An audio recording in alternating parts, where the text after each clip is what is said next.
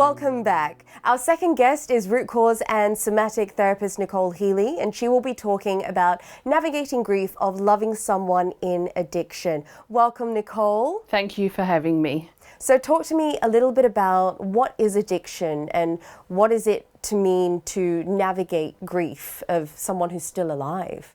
So addiction really is any behaviour that we have a craving for, that when we partake in that behaviour we find relief and will continue to do it even though it has a negative or a heavy impact on other areas of our life. And it's important to note that addiction is in a spectrum, so at the lower end of the scale will be things like scrolling on your phone, maybe working too many hours, those lower impact type of behaviours. Then the other end of the scale is things like drugs, alcohol, gambling, porn, that will have a heavier impact on your life. And those are the addictions that generally have a stigma attached to them, which quite often can keep families, loved ones, even the person in addiction hiding that behaviour away. Now, understanding addiction for me meant that I understood myself more and realised that I had carried an addiction to food for most of my life. And this began when I was around 4 and my father suddenly passed away. And everybody came, as they do, and they brought lots of food and lots of sometimes sort of food. And I had been spending my life trying to recreate the love and the support that I received through the food. So as a 4-year-old, I just knew that I wanted to feel that support again, and I have lived that. So whenever I have felt angry, anxious, hurt, I have turned to food to soothe myself. And understanding that has meant that I can show myself compassion, and then that compassion has also been able to extend towards my partner with his addiction as well.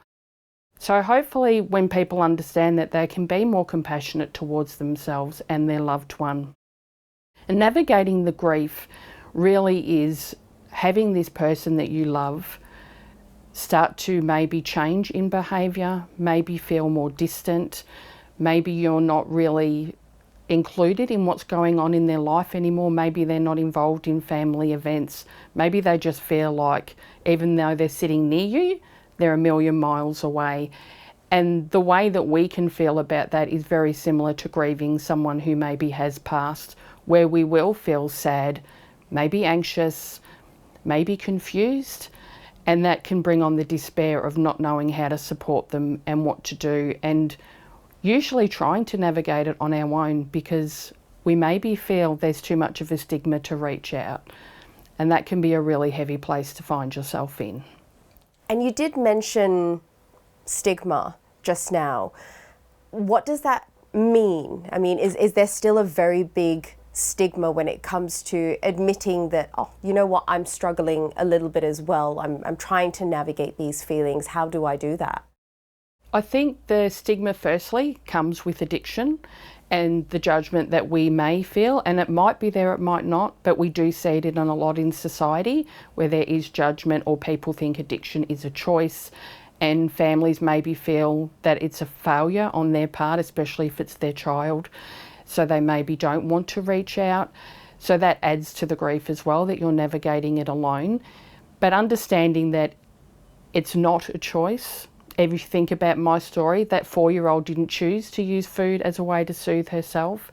Someone who maybe finds themselves in drug addiction won't choose drug to be the thing that soothes them, it's just the thing that works.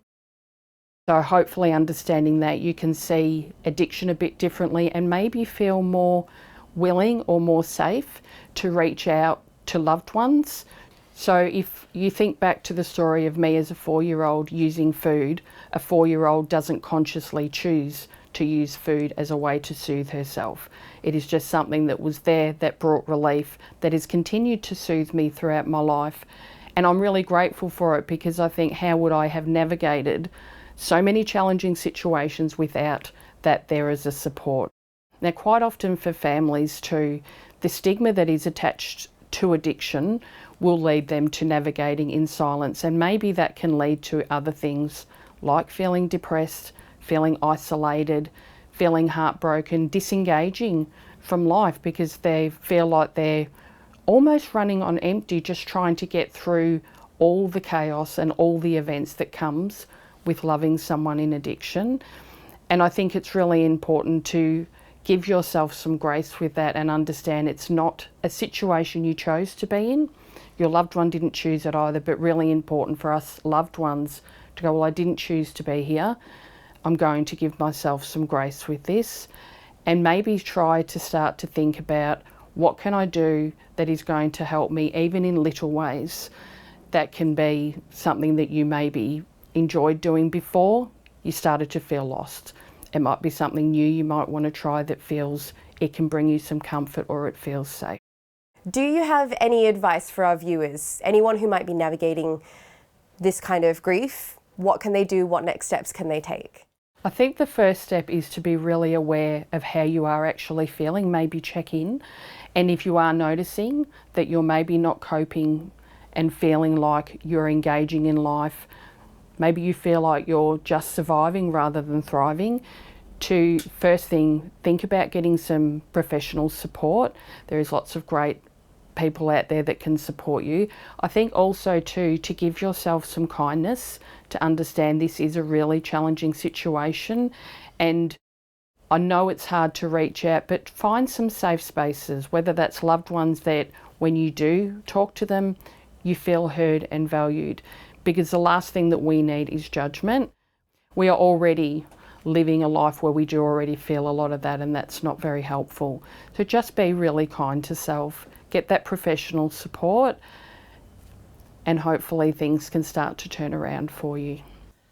Thank you so much for joining us, Nicole. Thank you for having me. If you'd like to know more about navigating grief of loving someone with an addiction, or about Nicole, you can check out her webpage on our website, healthwellbeingandlifestyle.com.au, and we'll be back after a short break with another interesting guest and great topic.